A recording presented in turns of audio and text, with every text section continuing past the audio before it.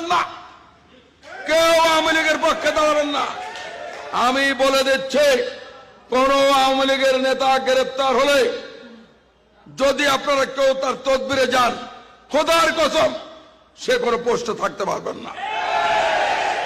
বিয়াদবির একটা সীমা আছে, বিয়াদবির একটা সীমা আছে। 6 মাস হয়ে গেছে, দেশ স্বাধীন হয়েছে।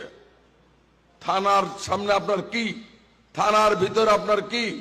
সালিশ করতে যান,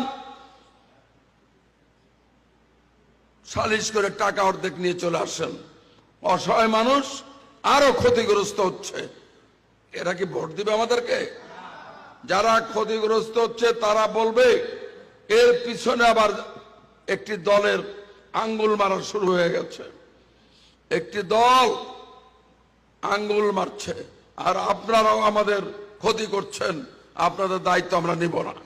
সোজা কথা, আপনারা সংগঠনের জন্য কাজ করবেন, দলের জন্য কাজ করবেন, আমরা আপনাদের সঙ্গে থাকবো। সাফ কথা।